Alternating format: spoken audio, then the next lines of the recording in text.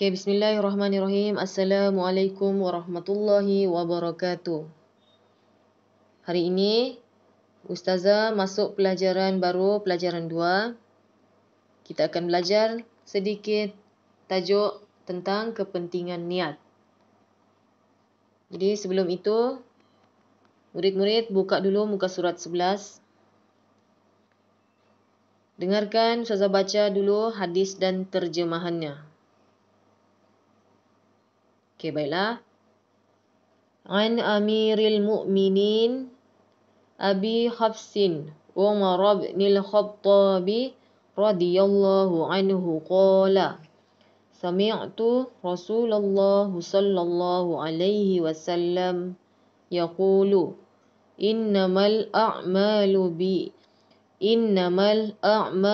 binniyati wa innama likulli amri'in ma nawa faman kanat hijratuhu ila Allah wa rasulihi fahijratuhu ila Allah wa rasulihi wa man kanat hijratuhu lidunya yusibuha aw amra'atin yankihuha fahijratuhu ila ma hajara ilaihi.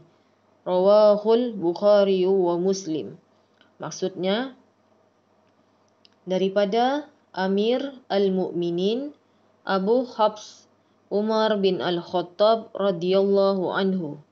Dia berkata, saya mendengar Rasulullah sallallahu alaihi wasallam bersabda, sesungguhnya setiap perbuatan bergantung pada niatnya, dan sesungguhnya setiap orang akan dibalas berdasarkan apa yang dia niatkan. Sesiapa yang hijrahnya kerana Allah dan Rasulnya, maka hijrahnya menuju keridaan Allah dan Rasulnya. Dan siapa yang hijrahnya kerana dunia yang dikehendakinya atau kerana wanita yang ingin dinikahinya, maka hijrahnya akan dinilai sebagaimana yang dia niatkan. Riwayat Bukhari dan Muslim. Okay. Baiklah murid-murid, hadis ini tentang niat. Maksud dia, macam dalam pengertian hadis tadi, ada ditekankan dalam hadis bahawa setiap apa yang kita buat, semuanya bergantung pada niat. Niat yang kita simpan di dalam hati. Maksudnya apabila seseorang itu berniat baik, maka balasannya pun baik. Contohnya kata Ustazah ada sebutkan tadi, apabila hijrah seseorang itu kerana Allah dan Rasulnya, maka hijrahnya akan diredai Allah. Begitu juga sebaliknya, berdasarkan niat masing-masing. Okey, Ustazah sambung. Muka surat 12. Syarah hadis. Okey, murid ini bertanya, hadis ini tentang apa Ustaz? Okay, hadis ini menerangkan tentang amal ibadah diterima oleh Allah Ta'ala bergantung kepada niat. Setiap amal ibadah mesti dilaksanakan secara ikhlas agar mendapat keredaan Allah Ta'ala. Niat juga akan membezakan antara perbuatan biasa atau dikira sebagai amal ibadah. Okay, sedikit info perawi hadis. Umar bin Al-Khattab merupakan antara 4 orang sahabat Nabi Muhammad sallallahu alaihi wasallam yang paling rapat dengan baginda. Beliau merupakan khalifah kedua selepas Saidina Abu Bakar. Beliau terkenal sebagai seorang yang tegas dan cekap dalam peperangan. Okey, kita masuk muka surat 13, 2.2, maksud niat. Maksud dia pengertian niat. Apa itu niat? Okey, Ustazah baca. Niat adalah tujuan hati sebelum melakukan sesuatu perbuatan. Okey, niat juga adalah sesuatu amalan yang baik jika diniatkan kerana Allah, akan diberikan pahala. Okey, perhatikan gambar yang Ustazah letak di sini. Ada sedikit cerita. Ustazah baca dahulu.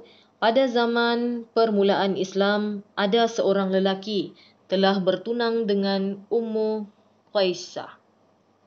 Apabila Ummu Qaisah berhijrah ke Madinah, lelaki itu turut mengikut berhijrah kerana berniat ingin menikahinya.